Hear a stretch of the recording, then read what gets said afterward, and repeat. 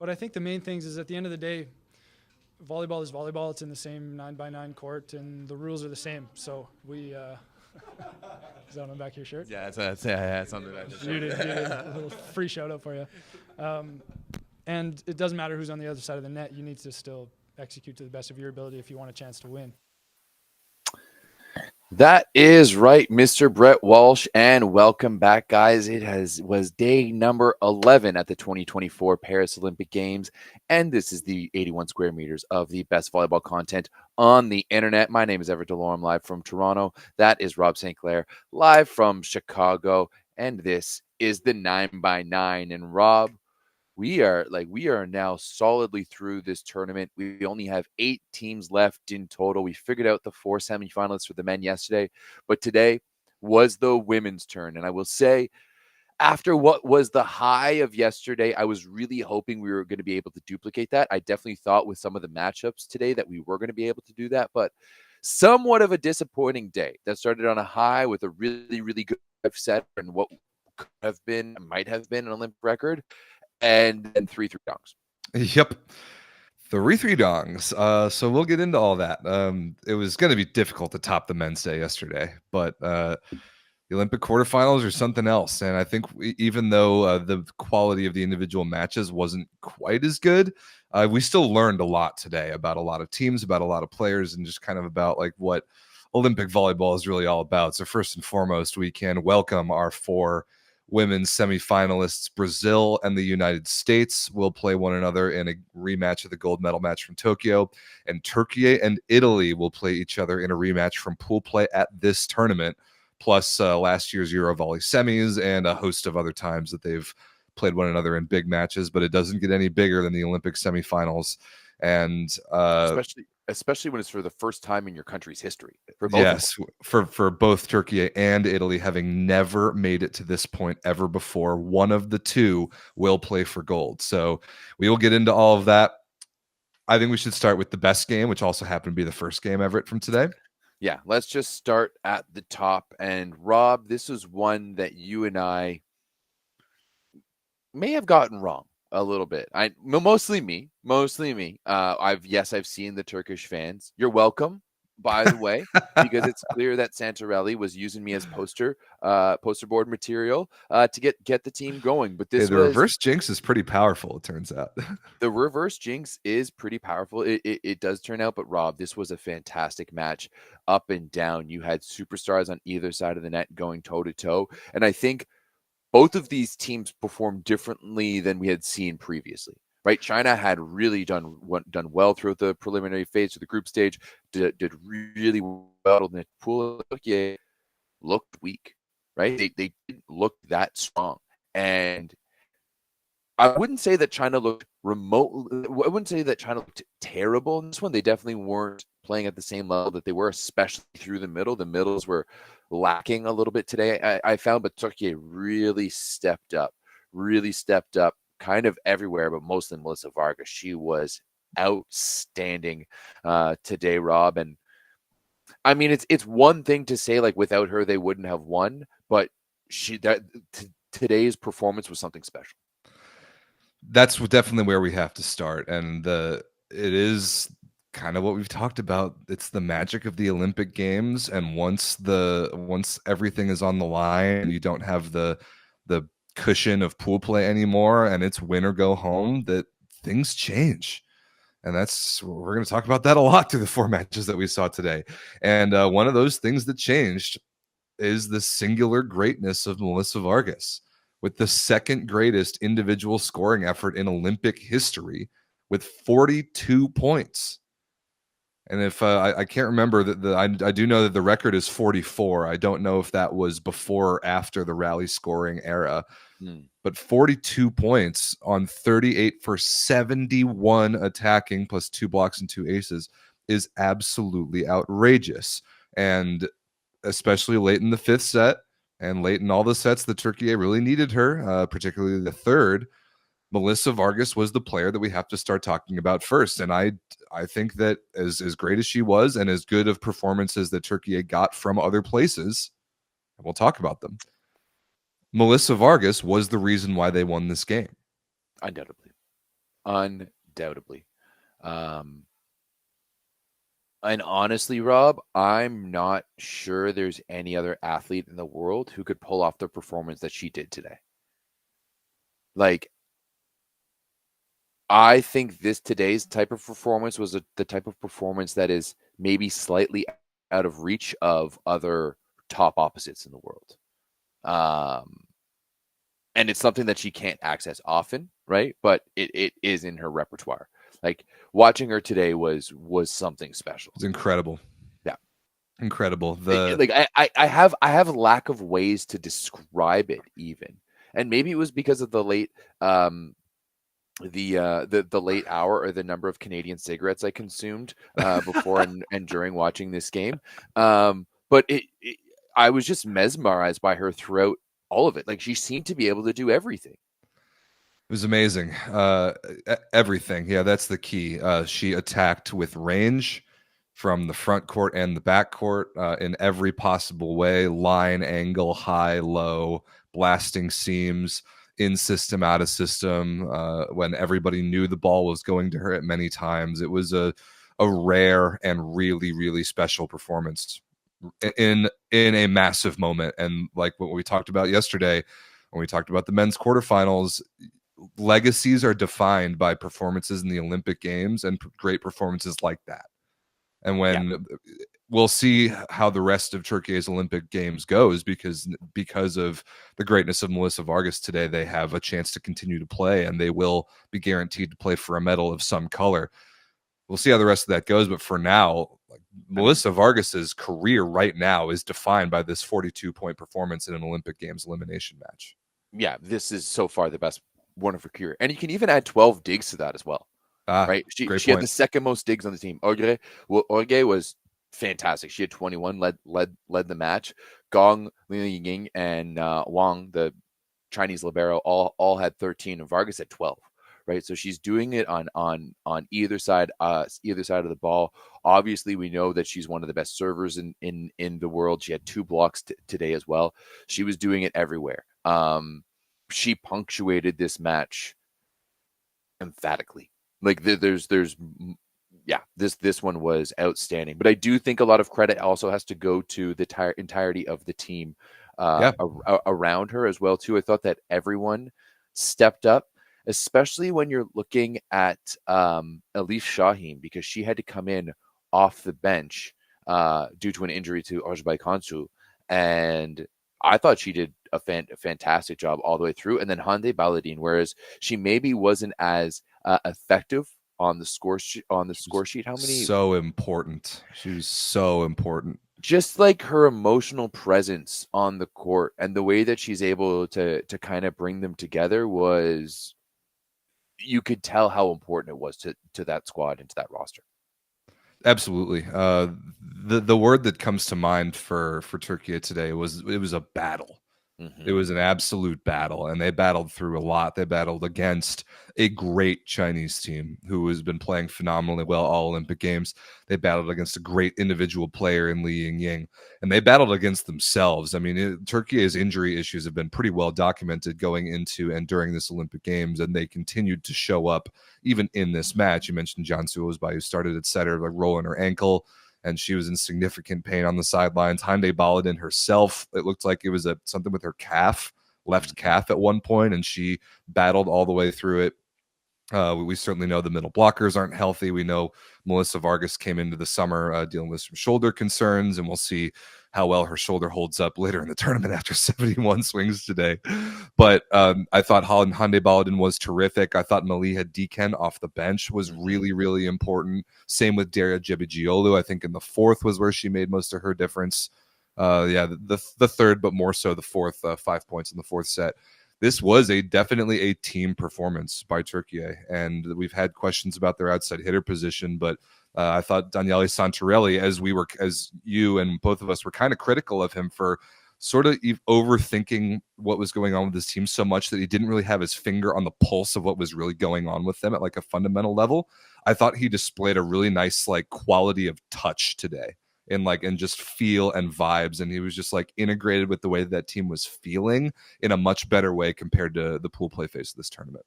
Yeah, I mean, coaches are humans too, right? And Yes, they are. maybe that's one thing that I would stress a lot of our fans, maybe newer to the game, to remember, right? That these athletes and coaches are people, and just like you have good days and bad days, and you go through ups and downs.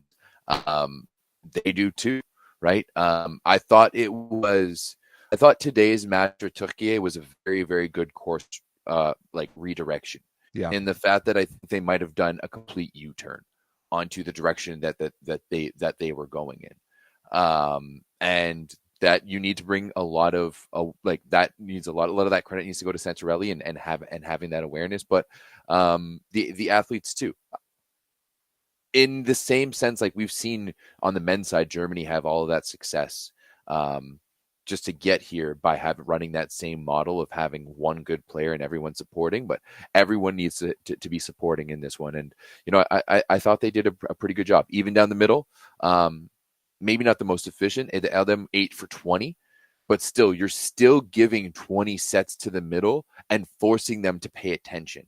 And that's the type of stuff that, like, I don't mind, like if you're going to continue feeding the middle just to make sure that, like, you're going to keep things open. And the thing is, when you're playing China too, you have to expect that some of those rallies are going to go a little bit longer because they do have good defense kind of as a team, and they do have good ball control. So it doesn't matter to be like, hey, rather than going for broke on the first ball inside out, I'm going to run the middle, keep their middles honest. And the next one, I'm going to flick it back to Vargas and give her a better look. So yeah, overall, I think Orge was fantastic. Once again, I think she had like over 20 digs and led the match with 22 or 23 digs. So she was great. Any notes on China, Rob? Oh yeah, plenty. I mean, we've seen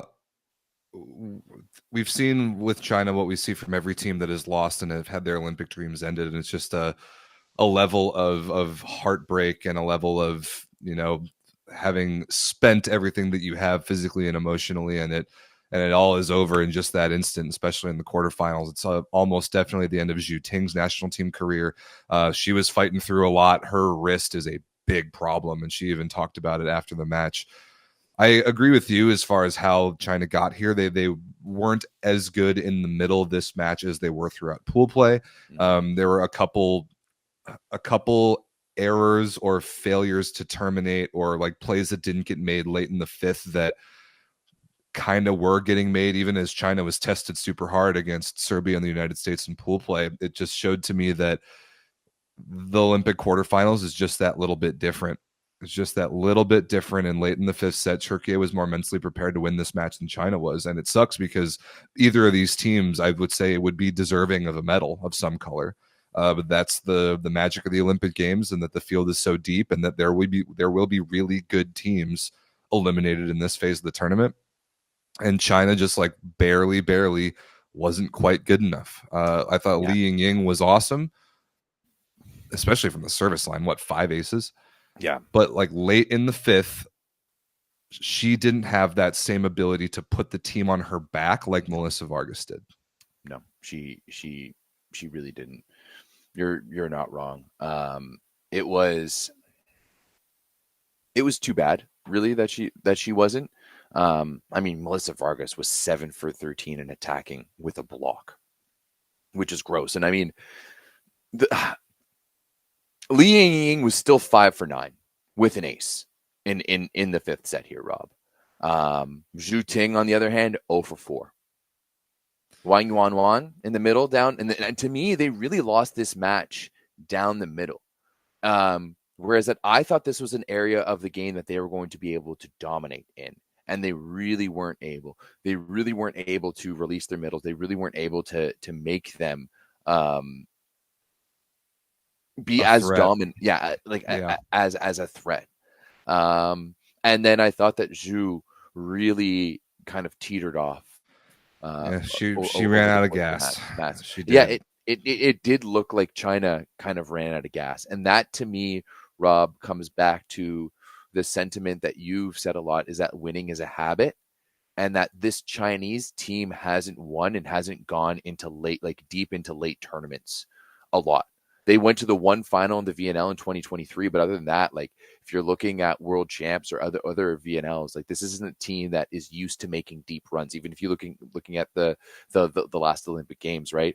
So it really is too bad because I really liked this Chinese team. I think that they, on their day, could definitely beat Türkiye, but today was not their day. Right. And what's even worse is that, like, we're hearing there's a lot of potential players leaving this team. Definitely Zhu Ting, possibly Li Yingying as well. Now, So, I want to say something on that subject.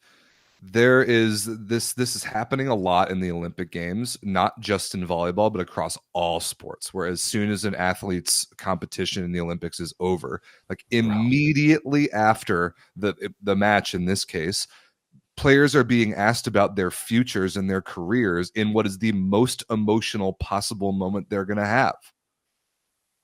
When players like Joanna Wołosz, who has said this today, that she's retiring from the Polish national team, when she says that in the most emotionally vulnerable moment of her career after being eliminated from the Olympic Games, take that with a huge grain of salt. And also, like, media, stop asking people these questions. Like, you're not even getting good answers out of it. Give yourself several weeks to make an informed decision about what your own future is going to be, instead of deciding with tears in your eyes after your Olympic dream is all of a sudden gone, that your career is going to be over. So that needs to stop happening. And everyone who's like freaking out about the potential of next quad immediately after a team is eliminated from the Olympics, slow your roll on that a little bit. Give it several months. Sure. Give it several months for all of that to come out. And even then, the way it all looks for China, though, is like that they have players of this age and of this generation that it's very likely that we won't see them. I'm not going to say that we won't, but it's pretty likely that we won't. In Zhu Ting's case in particular, because of the condition of her wrist is just not looking good right now. No. On that note, like, I mean, you know, Aja Voloj came out and said we can talk about that afterwards, but she said like she wouldn't play. And then Smarzak was just like, she's talking crazy. Don't worry, we're going to talk about, you know. But on that note, like Simone Biles came out and said that, and was like, guys, don't ask that. And then on her last interview, they're like, we know that you don't want to ask this question, but we got to ask. But we're going to do it anyway. And then she just like gave out like, no, it just doesn't ingratiate you with the athletes if you're the media and you do that. I don't know. Like, and it's not respectful of the athletes' achievements, but because this Chinese team did achieve a lot in this Olympic Games only. I mean, the final record is going to read for them tied for 5th or whatever the tiebreakers end up being. But I think that team has a lot that they can feel good about. I think they got pretty much the most out of what they had. There was not very much more that they had. But they came against a team today that battled really hard in Türkiye. They were a little bit more mentally prepared to win the match in a big moment, and they had the better player who put the team on her shoulders and pushed them over the finish line. Speaking of the finish line, though, how about that two-handed reverse dump by Elif Shahi on match point? What a way to end it. What a way awesome. to end it. I loved it. One thing, Rob, is that we did see Karakut on the left side throughout this entire match. Maybe wasn't the most effective. 5 for 23. What's your thought on that? I mean, 5 for 23 with 3 errors is just a straight up bad performance. Like there's really no other way to say it. I think that there's value in starting her again in the next round, especially against Italy, because of the matchup and because like it's kind of the same way we were talking about with the United States women. Like when you don't have Catherine Plummer on the floor, it changes the amount of respect that the left side area of the court has according to the other team's blockers. So having Kara Kurt at least as a threat and figure out if she's going to be good or bad in the next match, I think could be useful. But she just hasn't had a good tournament, man. She is 17 for 55 with 11 errors and only 21 points total on the tournament. Yeah, it is bad. Not good. Malia Deakin coming off the bench, 6 for 8 with no errors. And she had a block and an ace. So coming off the bench for Karakut, she had more points. But also, like, there's just something about her energy that they love, that team just feeds off of. So I think that she should start the next match, but her production, sure, intangibles, value, energy, all of that is nice, but it's secondary to production, and her production has not been there. No, absolutely not. Well, overall, Rob, this was a fantastic match. Terrific match, really entertaining. It was worth staying up super late for. Oh, I went to bed. I went to bed first, and then I did too. I went to bed, woke up, went back to bed, and slept through this, which was a donging of rather epic proportions, as we kind of expected. Brazil handled the Dominican Republic 3-0, 22-13, 17. Brazil has yet to drop a set in the Olympic Games. They look really, really, really good right now, Rob. This is a team that is firing on all cylinders. And it's funny because I was thinking about it recently, in that you and I have talked a lot about how the new meta in volleyball is having that big dominant right side and kind of nothing else. But to me, that's only European women's volleyball. Because if you look everywhere else, like any of the top teams not from Europe, you have a different look on the team that's maybe a little bit more balanced. China, USA, Brazil, Japan, Canada, all of those teams look different than what we see in Europe. But this Brazilian team, the way they play, Rob, is aggressive, it's confident, it's skillful. It's really, really damn good. It's really damn good. They're just like flawlessly constructed. They have every role covered and every strength covered in at least one, sometimes multiple places. I mean, their outside hitter duo is just perfect. Gabi Guimaraes is tremendous, and this was a really good Ana Cristina game today, or at least better. She actually wasn't even super good in pool play, but 14 points today, 10 for 26, plus a block and 3 aces. The service pressure is very real. Rosa Maria slots in nicely on the right side. She's not going to dominate anybody the way that the European opposites do, but she's really reliable and she doesn't really make any errors. And then they're terrific down the middle. And they're awesome on defense. Like, I thought Niemi almost single-handedly won them that second set that went 38-36 against Poland, keeping so many balls alive. Brazil looks amazing, dude. They really do. And they were just the better team than the Dominican Republic from the get-go. My question is, what's going to happen in the next round if they get a team in the United States that actually puts up a fight against them? Because the most battle-tested Brazil has been so far is that 38-36 second set against Poland in pool play. But what's going to happen to them? Because they're really the only team that I can think of that hasn't had to work super hard, at least at some moment in the Olympic Games.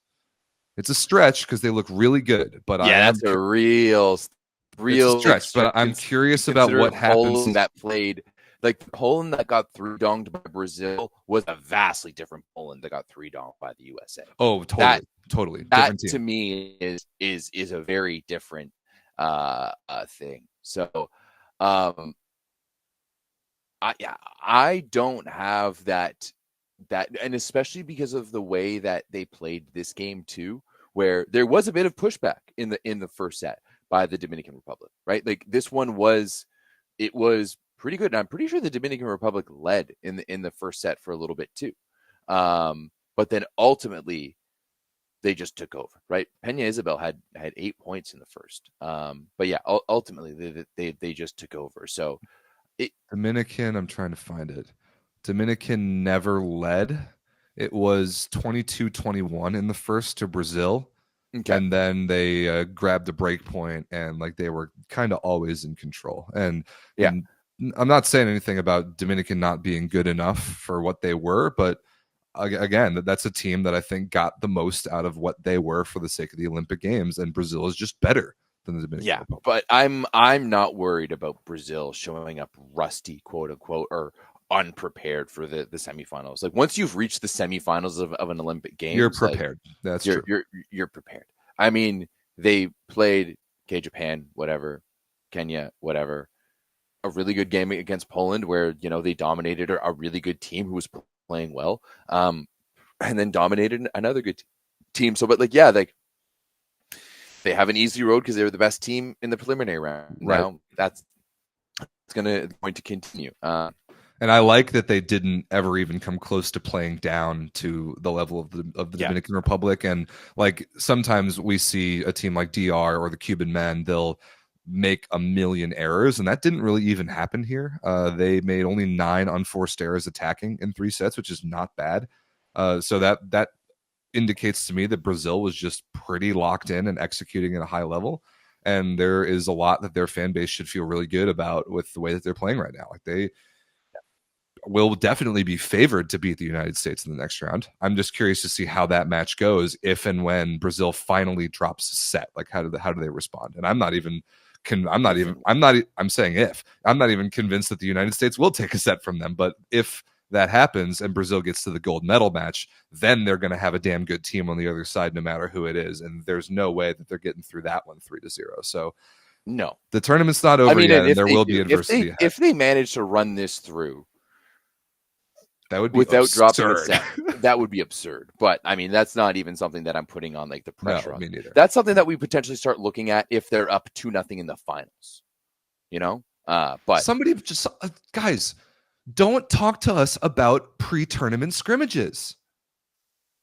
Don't talk to us about them. They mean nothing. This is the Olympic Games. Stop using that as data. That's absurd. It's like when. Sorry, go ahead. I was going to say, it's when Canada beat France before the 2022 VNL, and everyone was being like, and you were like, "Yo, Canada looks so good." And then we went, and they went 2-10, 2-10 that year. Yeah, exactly. Don't talk to us about pre-tournament scrimmages, and don't talk to us about the Hubert Wagner Memorial either. Yeah, don't talk none of that shit. Brazil's really good, dude. Brazil is really good. They have put themselves in awesome position. They deserve to be there. Yeah, they really are. This is a team to be scared of. I mean, Gabby had 10 points in the first set alone. Jesus, just gross. 20 overall. She's amazing. Yeah, this is a really really good team. Only 12 hitting errors for Brazil overall. Yeah, only 8 unforced, 5 aces to 8 service errors. Yeah, 10 blocks in 3 sets. Who's calling Brazil a dark horse out here? What world are you living in that Brazil's a dark horse? They haven't dropped a set, and they're in the semifinals of the Olympic Games. They're the only team to go undefeated in the VNL ever in the 12-0 preliminary round. Dark horse. Like, didn't they make a bronze medal match or a gold medal match at the World Championships? Yeah, they lost in the final to Serbia. That's right. Yeah, they lost in the final. Get out of here, dark horse. Yeah, ridiculous. No, the USA is a dark horse. The USA is the only dark horse that still remains in this tournament, and I completely agree with that. When we will talk about them in a moment, but first, a couple things to remind you of. The first is when you all pick up or renew your subscriptions to VBTV to watch all the volleyball there is in the world, except for the Olympics. When the fall comes around, when next summer comes around, whatever it is, when you do this, you want to use the link in our description here, in the description of this video, and you save yourself a little bit of money, 10% off with the code VS10. So check that out. When you go do this, not if. Make sure you save yourself a little bit of cash with VS10. Because you're all also like us. And also, while you're there, you can head over to shop.volleyballworld.com and pick up your official Paris 2024 Olympic game balls from Mikasa. And we can pick out the indoor one, the beach one, the replica, the real one, the mini one. They've got all of them. So head over to shop.volleyballworld.com and pick up the official merch. Yep. Link in our description for that as well. All right, Everett, I am thrilled and kind of stunned to be able to say that once again, yes, the American women are back in the Olympic semifinals, and we did it with a 3-dong over Poland, 22, 14, and 20. Rob, I will say 2 things to start this. First of all, this match by Poland was the biggest choke of the tournament, right? You can talk about 24-21. You can talk about anything. You can talk about Japan not making it out of pools. You can talk about anything else. But to play as well as Poland did all summer long, to play as well as Poland did all summer long, to play as well as they did throughout the preliminary stage, to be the team that we thought they were, And to show up with this effort and this result, getting 3-downed by a team that you looked much better than all summer long, with your top player going like 6 for 23 or something like that. 6 for 22 with 5 errors. 6 for 22 with 5 errors. That was one off Pretty there. close. It's bad. This is hands down the biggest choke we've seen so far this Olympic Games, and it makes me sad. It makes me sad. It was kind of a choke up and down the roster. The other thing I have to say is, who's this team wearing Team USA's jerseys? Where did this team come from? Where was this team in the group stage? Seriously. Where was this team at VNL? Where was this team at the Norseca Championships? Because this is a version of Team USA that I have not seen for a long time. Now, I have said before that the way that USA plays, they're kind of like a big clock. So if even one of the gears, and it can be even one of the smallest gears, isn't working, and there's a little bit of sand, a little bit of dust in it, then you know what? It might be really fucked up. That might not work. But it seemed like in this one, as much as Poland was shit in the bed, the USA was feeding them the X-Lax. Like the USA was feeding them those suppositories to make sure it happened. Dude, that was we said it 2 days ago. The only world that I saw the United States winning this match was between the ears. And that's where this match was won. This match was won mentally. This American team showed a cohesiveness and a mental preparedness that I have not seen since Tokyo. And we all know what happened in Tokyo. It was a historic Olympic gold medal. And Poland, completely on the other side of it, showed a mental failure. I don't even know if choke is the right word, Everett, because choke to me is like you have one little moment and you blow it. This was a meltdown. The duration of which was the Chernobyl, perhaps. The duration of which was the entire 1 minute and 1 hour and 13 minutes of this match. Poland led 7-1 in the third set, and they lost by 5. This is bad, dude. And that was a team that was not mentally ready for the moment. And it's Poland's first Olympics, right? It's their the team hadn't been there since 2008, and none of the players have been to the Olympics ever. It is look no further as for the mental effects of the Olympic Games than this Polish performance right here. And it's really a shame because I mean, I'm thrilled that the United States is going through. I'm very happily surprised, but I feel bad for Poland because of how good they have been the last, let's say 3 years, but the last 2 years especially, and including this summer. To end like that is just brutal. And there will be some serious soul searching done and a lot to figure out about how to better prepare mentally the next time they're in a situation like that. Because that was tough to watch. Even as I was rooting against them, it was still tough to watch. Yeah, it was, because team that we've really gotten to know and love over the last little bit, and they just weren't there at all in any phase. Martina Vukicic was their top scorer, going 9 for 23 offensively, but with 3 blocks. Agnieszka Konaluk, Lethal Barbie, was 5 for 12 offensively, but with 4 blocks. She was the best player because at least she anchored the blocking game. Like Poland's block was okay; they had 12. And you could just tell, like, mentally too, that she was there and that she was focused and in on it. As we mentioned before, Magdalena Stysiak was brutal.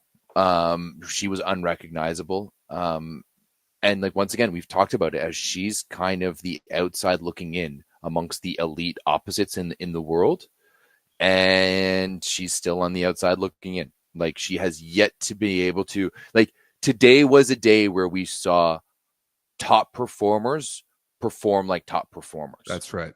And she wasn't one of them.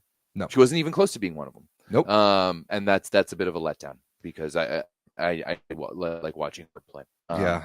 So some people have already talked. Some people in the Polish volleyball world who, I mean, you all should be pretty happy. Your men's team got rid of an ages-old curse, and the women haven't been here before, and the expectations were different. And obviously this is disappointing, but I don't want to hear anybody blaming Joanna Volos for this loss. There was really nothing that she could have done. The serve reception was horrific, and none of her attackers were doing her any favors. This is the first and only time that Poland really got bit for only bringing 3 outside hitters to the tournament. I think Olivia Różański would have helped them in a big way here, because really all 3 of their left sides, Łukasik, Mędzik, and Czernianska, were all pretty much bad across the board. Not to mention Różański plays in Italy, right? Like, she plays with some of these best players. All those other ones, I'm pretty sure they all play in the Torrenliga, which isn't a top league yet. So yeah, it was a bit of a wild decision, and I know the Poles were in our chat were telling us that she's not there anymore, but I feel like she would have helped. She would have been a solid addition to that squad. But, right. I mean, now nitpicking at this point. I think we've talked enough about the Polish disappointment, because there is credit, and lots of it, to be given to the United States. That this is finally, and just in time, the culmination of the entire quad's worth of preparation mentally that I've been waiting to see, and that the entire fan base has been waiting to see. And we saw it today. That team was a well-oiled machine that was fun to watch together, that played confident, that played loose. I thought Catherine Plummer, although she wasn't overwhelmingly good statistically, especially not in the attacking game, her presence was enormously important. And the way that she played and the way that she conducted herself, even the way that she played defense, plus the serving and blocking, I was really reassured by. And it also worked out well that Avery Skinner early on was playing with a lot of confidence and was taking big rips in and out of system. And then when she started to fade away a little bit, Jordan Larson came in and played a solid role. She actually swung at an out-of-system ball late in the 3rd set and terminated it in a big moment. That was amazing to see. It was definitely Jordan Poulter's best match of the Olympics. It was probably Justine Wong-Arantes' best match of the Olympics, and she's been playing great. And my girl, Annie Drews, is having such an awesome tournament, and she to me is kind of like the perfect microcosm of the team. And when for some reason the Olympic Games brings the best out of her, and we're seeing it right now. I mean, we haven't seen Annie Drews for what it feels like 3 years, and then all of a sudden, and she's been playing in her peak form. I thought Avery Skinner really, especially early on, was dominant. The way that she was swinging on the ball aggressively was really refreshing for me. Like, you don't see that many outside hitters in the women's game who hit the ball as aggressively as she does. And she was also solid defensively, second on the team in digs with 10. But like Justine Wong-Arantes at 12, Avery Skinner with 10. So this is what I'm talking about, Rob, that you just said it. Like, it's the clock that's working together perfectly. Where everyone is doing their part. And I thought that's what truly happened today. The middles were fantastic as per usual, and I think that we come to expect it now from Washington and Abogu. They didn't get the middles and blocking in general. The USA didn't get blocked a lot, but they also touched, they didn't get tooled a lot and touched a lot of balls and slowed down a lot of balls. Right. That to me was the big difference in the game. And that's why you're seeing that USA dominated Poland in attacking wise, 44 kills to only 30 on Poland's side. Yeah. Poland's team efficiency was, I think, 129 as a team. But if you would have asked me who was the better offensive team heading into this one, Rob, I would have told you Poland all day. 100%. Right? Like, we talked about it yesterday or whenever we previewed this, that, almost player by player, we are going to prefer the Polish team, but the sum of the parts for the whole on Team USA was way bigger at the end of the day, especially this one, like up and down the roster to play. And like, proud of you for nailing that. Proud of you for nailing that line, by the way, buddy. Yeah, I usually fuck it up, right? So that's good. But yeah, I thought Jordan Poulter was fantastic. She was terrific. She reminded me of 2021, 2022 Busto Arcesio Jordan Poulter. Ooh, good throwback. And that is a high compliment, because she was awesome that season. She was awesome that year. And once again, it was a similar situation where they didn't necessarily have the firepower or the star power of the other teams, but using a few key players. And I forget who they had in the middle. I think they may have had Denesi at one point too. I don't remember. I just remember Poulter, Gray, and Mingardi. Yeah, it was Poltergeist McGuire. Anyways, doesn't matter. We're going too much into pro volleyball here. But yeah, this American team looked really, really good. And the best that I've seen them in a long, long time. And that was fun.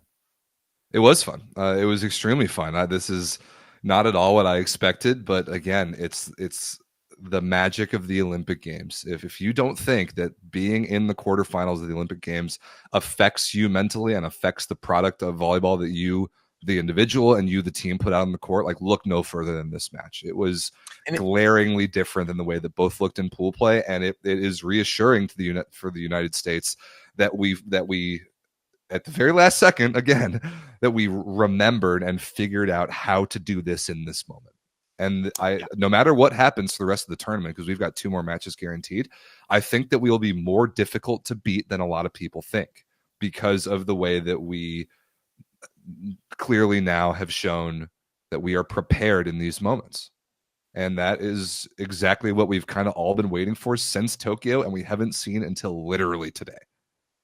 No, yeah, this was a new and different, not a new, but a different version of Team USA that we've seen for a long time. So, hey, who knows? Maybe Karch has figured it out. We still haven't seen Catherine Plummer and Kelsey Robinson Cook. It's almost a meme at this point. It's clear that he's very much set in his ways. It's like, well, I mean, Kelsey Robinson Cook and Catherine Plummer played together, so they should sub each other out rather than playing with each other. You know, I don't really get it, but like, watch. It's like it might come down to if we end up seeing Catherine Plummer and Kelsey Robinson Cook on the court at the same time, it may just be the sign from the gods that we're looking for, and we might just see the heavens open up and the Red Sea part, and that may be how the USA wins a gold medal. Wouldn't that be something after all that has been talked about throughout this tournament? And nobody would be happier to be proven wrong than me.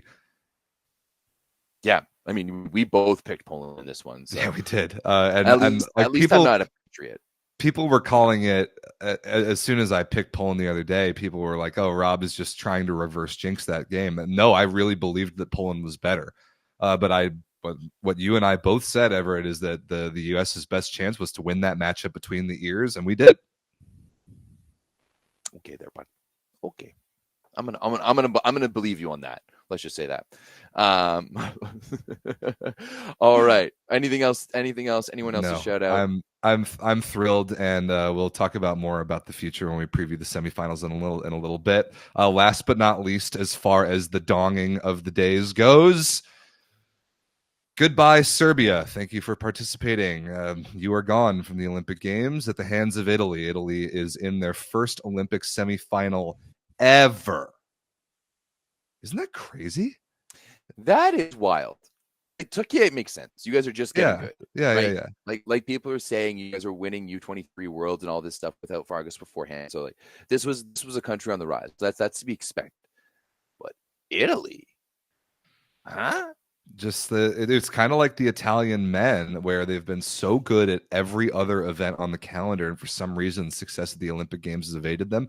The women are finally where I think you and I both ever think they belong. They belong. The Italian men have won medals before. They're tied for the most amount of medals ever. Just never right. Won So they haven't been able to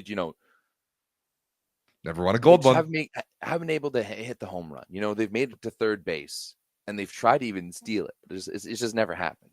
Whereas, bro, the women have never even called up to the majors, it feels like, if they've never even made an Olympic semifinal, which is wild to think about. But this is hands down the best version of the Italian women's team that we've ever seen, that I've ever seen in my lifetime. Italians come through and let me know differently. I would assume that you're going to agree with me. But this one was clinical. Oh, yeah. Clinical. It looked like it was going to be interesting early on with Serbia leading. And then it wasn't. Serbia, I mean, and I think any volleyball fan could have seen this coming a mile away. Serbia led by 4 in the first set. Pretty late. It was 19-15 when Gaia Giovannini came in for Miriam Silla, who played great, again, by the way, off the bench. 19-15. And then Serbia also led 22-20. In the first, before Italy went on a 3-0 run. They won it in overtime, 26-24. And when Serbia let that slip away and the way that they were playing, I think everybody in our Discord at least knew that this was a sweep.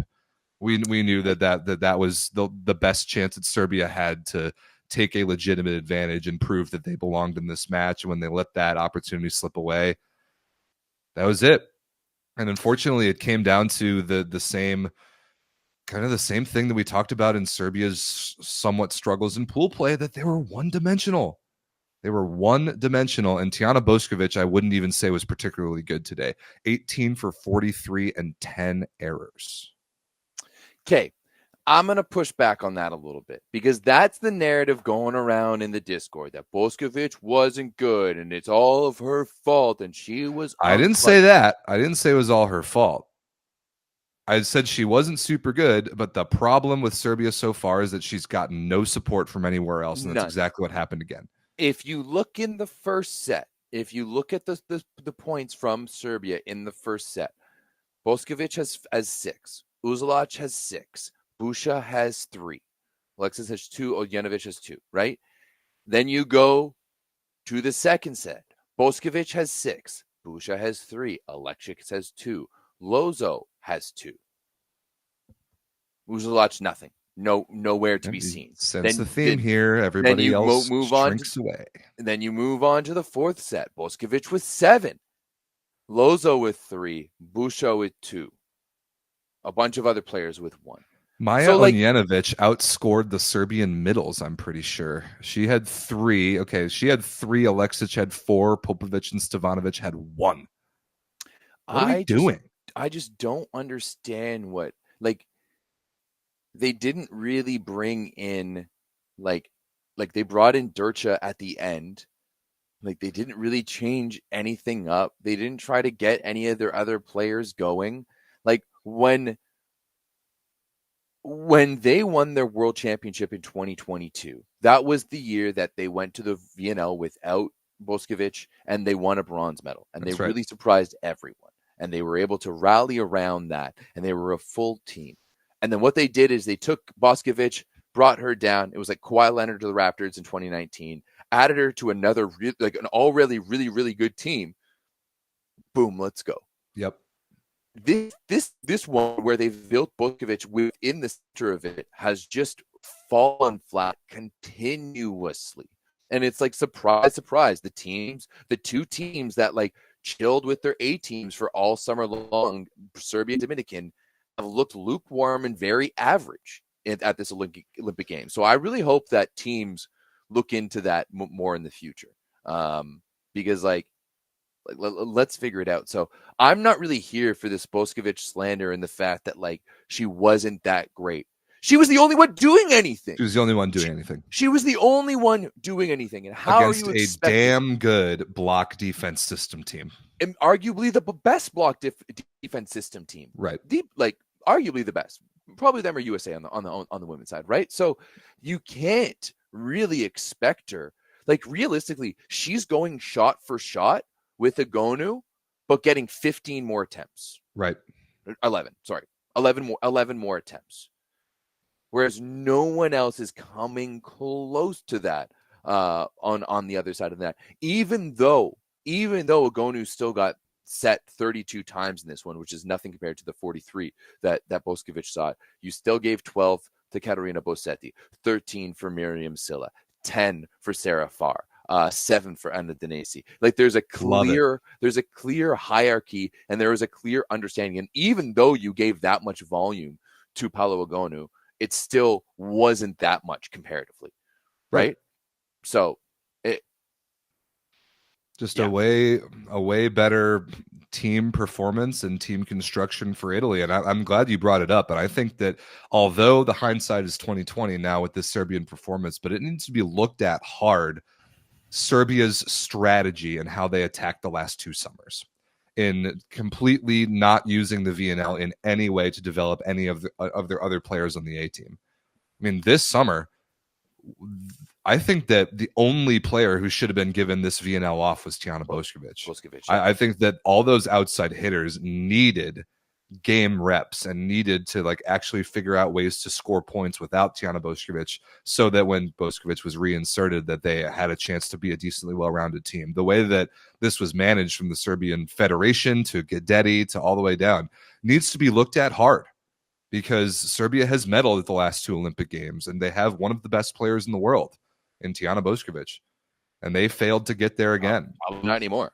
Yeah, probably not anymore. But I agree with Berkay in the chat, actually, that even though Italy is a much better team across the board, Paula Egonu individually is better than Tijana Bošković. Yeah, I will say it, and I think that that's pretty consistent with what I've said in the past, is that of the 4 great opposites, Tijana Bošković is by a little bit the easiest to game plan against. She is a little bit more limited than the other 3 in what she can do offensively. I would just like to see her play on a team where there's some other offensive options. I agree. Right? Because and the only Zaj Basha this year, you're going to have that. Her, Plummer, Retke, like that's going to be a sick team. Anyway, we need to sing Italy's praises here, because this team is so good and they are playing so locked in together. They have great parts, and the sum of the parts is even better. Paula Egonu was terrific today with 19, but so was Ekaterina Antropova off the bench. They don't win that first set without her in the double sub, going, I think, 3 for 4. Like that's why I'm so convinced by the way. Yeah, it was 3 for 4 in the first and 4 for 7 total. Yeah, sorry. I'm so convinced by the way that this Italian team is playing, because it's complete and it's sustainable. They're really good on defense too, man. I mean, between De Gennaro and Alessia Oro, the number of digs that those two are racking up is remarkable. And the contributions through the middle of the court.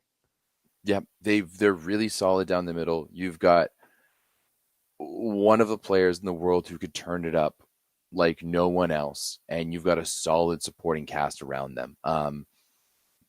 They have the athleticism, they have the skill, they have the structure, they have the coaching, they have the superstar power. This Italian team has the ability to go all the way. Yes, they do. But I firmly do we have anything else to say about this? I mean, the last thing I have to say about this match is that the Piacenza that they committed late in the third, when they passed the ball straight up in the air and it just fell with nobody around it, was like a sad crying gasp of an Olympic dream going away. That was really tough to watch. It was dreadful.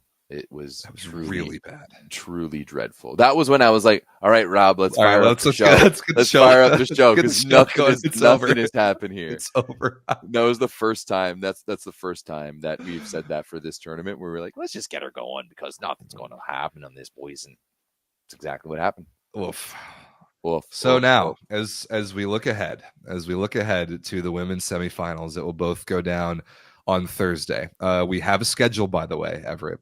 Brazil versus the United States will be the first match, 4 p.m. local, 10 a.m. Eastern.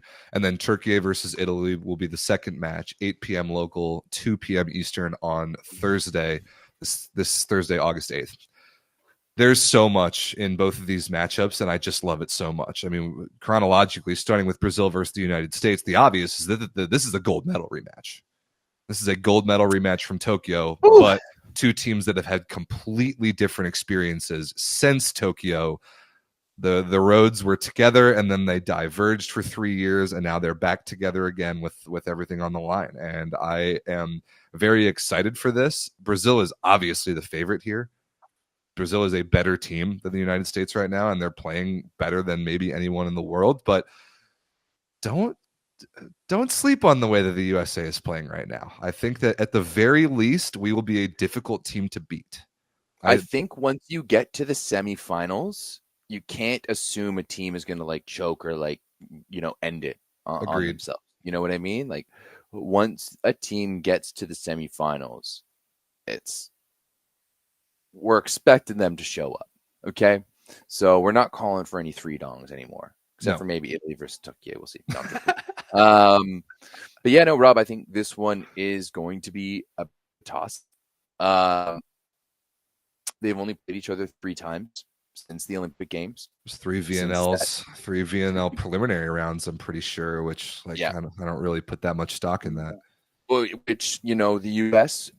the U.S. women have been really good at the VNL preliminary round in the group stage in 22 and 23, and then just weren't able to get it done in the playoffs in both those years, and not as good in the group stage in 24, and once again still weren't able to get it done. So 2 wins in 22 and 23. Brazil won this past year, of course, going undefeated over the course of that. But Rob, this matchup really intrigues me because I kind of like the way that this is going, is that you've got the Americas against Europe. Yeah, right? it's awesome. You've got a balanced style of volleyball compared to a right side dominant style of volleyball. And then we're going to have the best representative of both of those styles meet in the finals. Love it. Asia, I'm sorry you've been relegated. Thanks for participating. Thanks for participating. Exactly. So now it's just straight up the Americas against Europe. But first and foremost, we need to go to our continental qualifiers, if you will, our regional qualifiers. Yeah, I like that. It's the regional qualifiers now qualifying for the finals of the Olympics.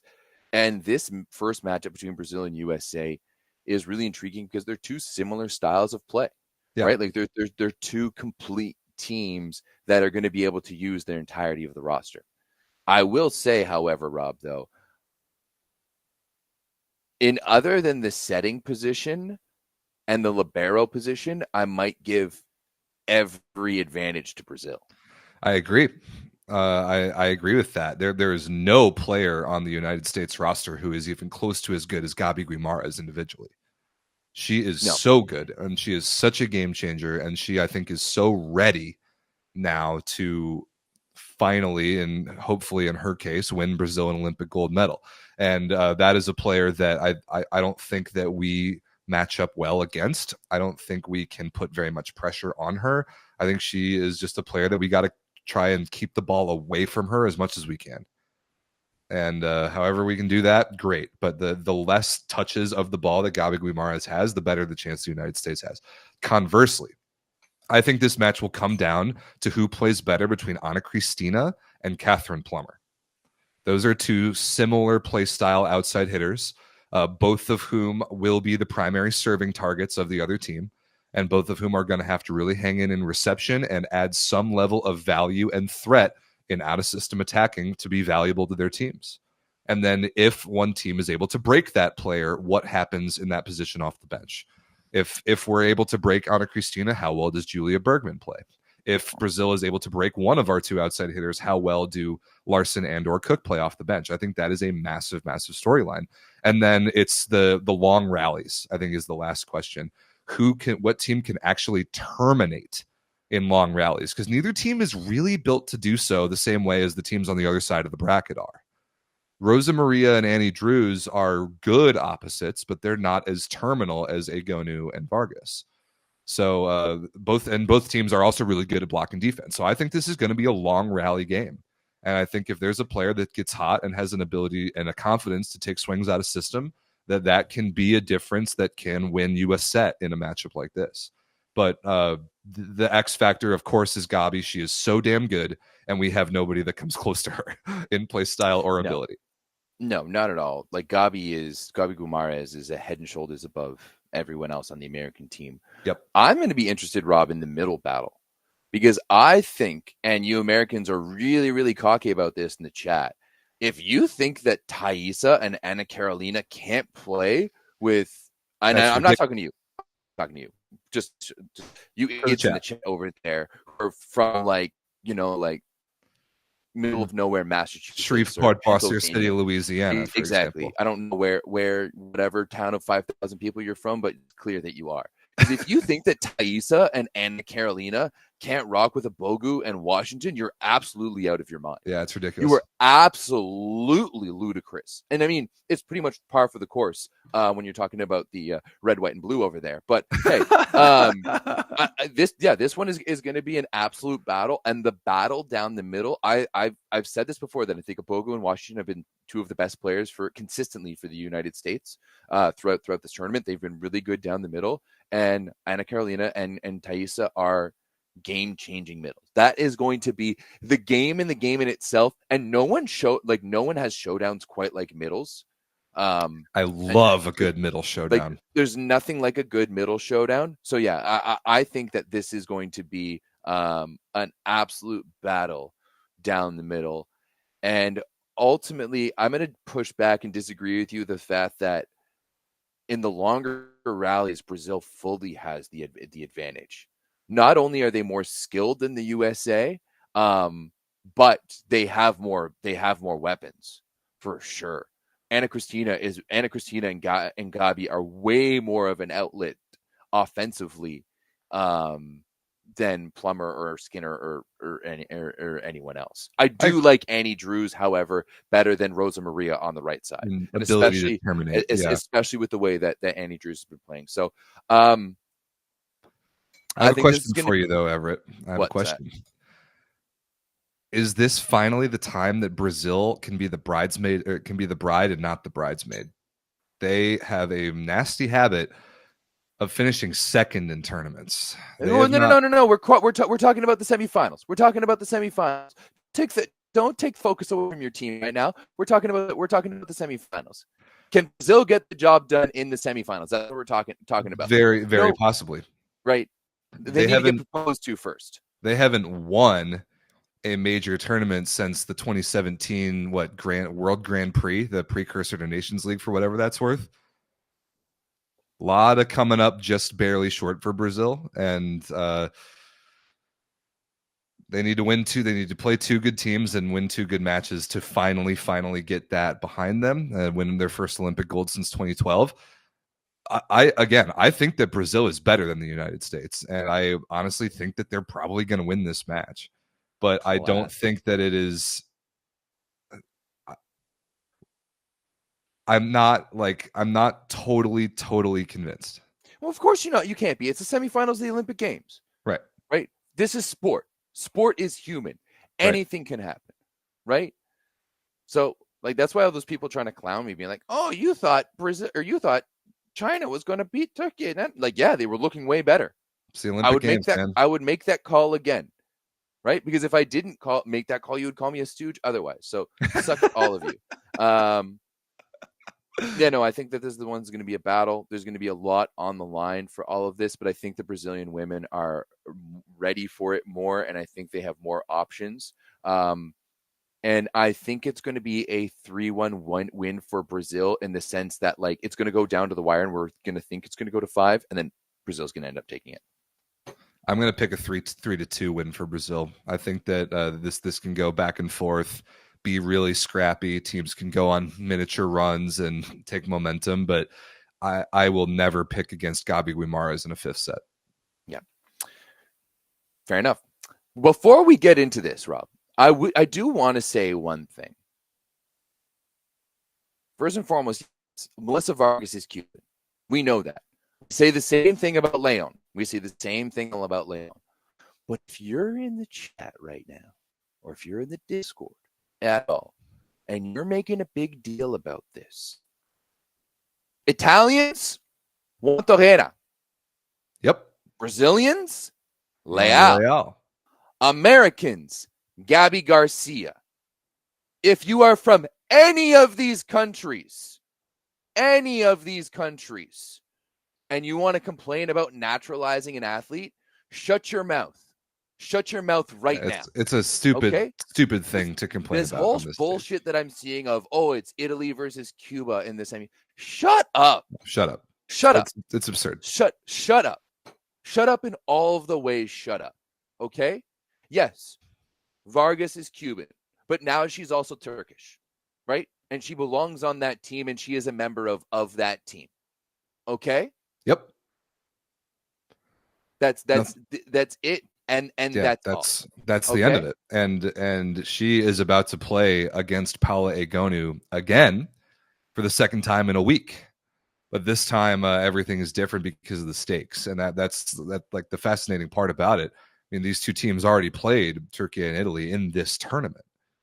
But it was in pool play and everything was different. It's also a rematch of last year's European Championship semifinal, which Türkiye won in 5 on their way to winning gold. And we all know what happened to Italy under a certain King Royal Stooge. So I think you can kind of throw out the record books when you talk about these two teams meeting again in an Olympic semifinal. Like, I don't care that they played last week. This is a different matchup between two teams that are both very, very good and both battle tested. And it's a difficult one to call, honestly. Italy is playing better volleyball. They've been more complete and they've been more convincing, but it's the semifinals of the Olympic Games. Like, everything's different at this point, man. For me, because of the fact that they have been playing better volleyball and they have looked better, not only throughout this tournament, but throughout the summer. And yes, this is a rematch of a match that we saw just days ago. I would be insane to go for anyone but Italy. I think that this is as well as this Turkish program has done. I don't know if they're ready to win on this level. If it was a different opponent, if it was maybe any other opponent, I might be pulling towards Melissa Vargas and company in this one. But I think just because like this is the head-to-head we've seen now for years, internationally and on the club level, especially on the club level, right? Turkey versus Italy is that conversation that we've having for a long time. And I think the Italian women have something to prove here. I think they do too. You know, like especially the way that they went through Eurovolley, especially that the fact they're in their first ever semifinal. This is a team that wants to go out and prove that they're the best team in the world. And I'm not at all saying that that's not the same for Türkiye, but Italy's come into this tournament and to this year with a different energy. And they've shown that from day one of the international season that they were planning to win an Olympic medal and that they were building towards that. And they're starting to see the fruits of their labor now. And they really truly have so far at this point. I think that's a fantastic summary. And I agree with you. It's impossible for me to pick against Italy, given what we've seen from them this summer. They're so good. They're so complete. They have the star power. But like we already talked about it when we talked about how they dominated Serbia. And I think Türkiye right now is just a little bit too broken, man. Like they really are struggling with their bodies. They're really struggling. Like they've given everything they could to get to this point. They had to push so hard, battle so hard to get past China today. And they gave Melissa Vargas 71 attempts. Like I think stamina substantially favors Italy in this matchup. Yeah. Mental and physical. Yeah. I think it's honestly a bit of a toss-up when you're looking at Agonu versus Vargas. Like flip a coin and one of them can be better on than the other on the other day, or they're both Agreed. Fantastic and who knows. But when I look at the supporting cast around Italy, right, especially like we talked about that middle battle for USA versus Brazil, Italy's middles I think are going to eat up Ada Erdem and an injured Zaragunis in the middle. I think that's really where they're going to be able to tip the scales, because everywhere else it's going to be chalk except for Karakut. Karakut needs to play. If Turkey, she's the X factor. She's the X factor. If Turkey is going to win, Ebra Karakut needs to have one of the best matches of her life. Yep. At the left side position. At the left side position. At the left side position. She can't be getting double subbed here. You can't have Malia Deakin coming in outscoring you when she's getting a fraction of the time on the court that you have. Ebra Karakut needs to be the best player for Türkiye, because you know that collectively Italy is going to be able to support their superstar than Turkey will be, right? I trust Silla and Bossetti on the left side way more than I do like Hande and Karakut or Hande and Deakin. That one for me is a little bit closer. It is pretty close, but overall, I expect them and I trust them to do their job. That's a good way to say it. Yeah. Sometimes I do think that Hande and Karakut are good, but I think that sometimes they get lost and don't necessarily do their job. But Hande has been good at that over the past couple of games. Yeah, but the best secondary scorer on either team is Ebrar Karakurt when she's good, and that's what she's going to have to do. She absolutely must do. Yeah, 100%. And Türkiye just has to somehow find that stamina, like I said, that physical and emotional stamina to do it again at this level. They get one day off. They're going to do their best. I mean, everybody gets one day off, but Türkiye obviously had by far the hardest battle in the quarterfinals of any of the 4 teams that we're talking about here. And they're going to have to do everything they can to come in and be ready to play against a great opponent again. Now, I will say that Türkiye has played every single one of their games, this Olympic Games, at 9 a.m. local time. And now they finally get one at 8 p.m. So maybe that helps them. Does that help them or does that hurt them? Because it can't hurt them. It can't hurt them. 9 a.m. 9 a.m. is so brutal that anything later than that is better. We'll see. I think it's going to be a toss-up. I think it's going to be a battle. I think it's going to be a 5-setter. I think that this is going to be a back and forth 5-setter.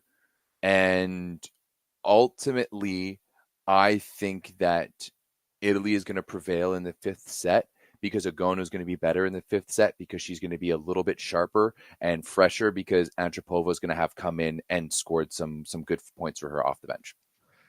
I could definitely see that. I'm going Italy 3-1. I actually don't love Italy's chances if they get into a 5th set. I think Türkiye has been pretty damn clutch in 5th sets the last, kind of in their current iteration.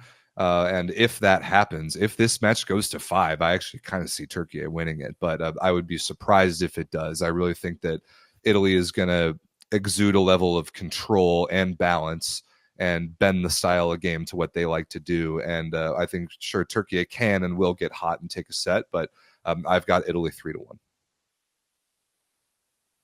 Okay. So sounds good. So we've both got Brazil and Italy, right? We both have Brazil and Italy. Yes. We'll see how that goes. I think, man, what were my original podium picks? I think my original podium picks were I definitely picked Italy gold. I might have picked Brazil silver. I think I picked like Poland over Türkiye for bronze, maybe. But so far it's shaken out that this is definitely possible, and I really do think that Italy is playing the best volleyball right now, even more so than Brazil. But we'll see. We'll see if they match up on Sunday for gold or not. But first, semifinals on Thursday. They're going to be sick. What else is going to be sick, Everett, is tomorrow's semifinals.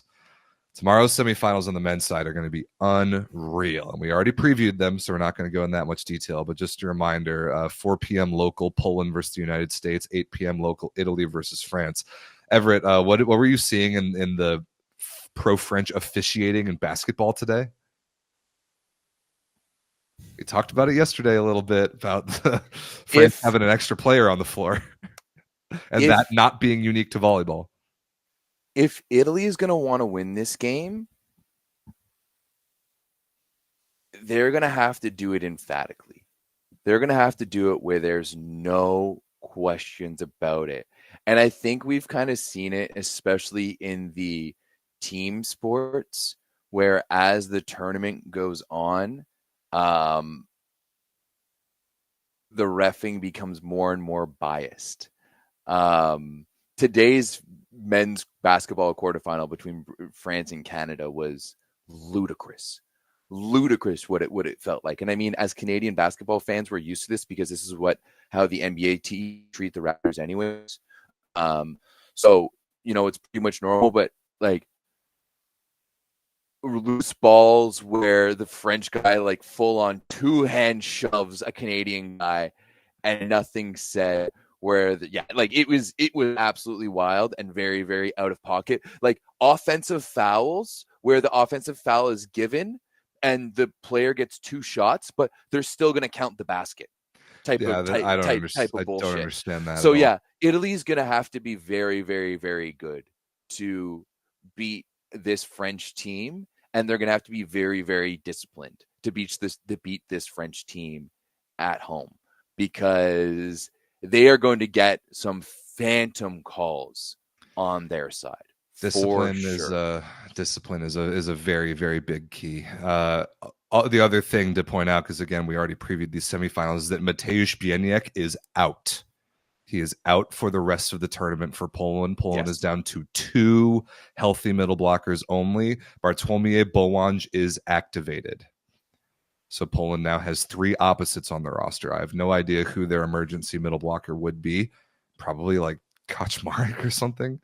But you will not see Mateusz Bieniek for the rest of the Olympic Games. That sucks. It is, in fact, that same ankle injury that hurt him last summer. So that sucks. We wish him the best. Bolanj will be on the roster tomorrow for Poland. Which is, in the middle, you're not really losing much if you're Poland. You don't bring lose in much unless no one of them receiver. gets hurt, God forbid. No. But do you bring in Bolanj? It's an interesting Is he the option first that you guy? now have. I don't think he starts. But No, is he no, the no, first no. guy off the bench? Is he? What's the Slivka? Burkai, what's the Slivka situation? Apparently Schlifka, like the surgery that he had to fix his hand wasn't really done that correctly, and he might have to have another surgery on the same hand after the Olympics. That's at least what was being talked about in the Discord today. But more importantly, I mean, tomorrow's the Olympic semifinals, and it's going to be ridiculous. And the game times are slightly different, so make sure you know where and when to watch. If you are American, I swear to God, every single person that cares remotely about volleyball in my country needs to be watching that game at 10 a.m. Eastern tomorrow morning. Every one of you. And we will be back tomorrow afternoon, our time, and I'll be either over the moon or something else. Rob, do we have anything else to tell them about for tomorrow? Yeah, I think that we do. I think so. We're not. It's. I mean, when it happens, I think it'll happen at the last moment. But we think that tomorrow, 1 hour before the first semifinal, which is, I guess that's what, 4 p.m. CET. So 3 p.m. CET. That's 9 a.m. Eastern. Everett and I will be going live on Volleyball World's YouTube channel to preview the 2 men's semifinals. There may or may not be special guests involved in that. And then we're going to do the same thing on Thursday before the women's semifinals. So similar to the videos that we did for similar to the videos that we did for Volleyball World to preview the tournament, we're hoping to be able to do something similar several times between now and the end of the tournament. And these ones will be live. So if that happens, we will make sure you guys are aware in the Volleyball Source Discord. But keep an eye on Volleyball World's YouTube channel tomorrow before the semifinals, just in case we put everything together. Yes. Good reminder. So, thank you. Yeah. We'll have to talk about that once. Yeah. We're done here. But yeah. So once again, if you do see us on Volleyball World, please come and join the stream. Be active like you normally would. Gas us up, because this is we're still trying to figure it all out and make us look good. Yeah, right. There's no point in building up a community of people who actually kind of like us if you're not going to go over there. Oh, they will. Everyone did a great job on our first 2 videos, so we'll keep you all updated. Enjoy the semifinals, ladies and gentlemen. This is going to be the best volleyball. Maybe we can sleep tonight. Oh my God, I cannot wait. I actually have a somewhat normal sleep schedule for the first time in 2 weeks. Come on. We love you all. Thanks very much for watching. We'll see you tomorrow. The best is in 4 years, LA. That's like our time zone, right? So, oh, thank God. We should be there, though. Looking at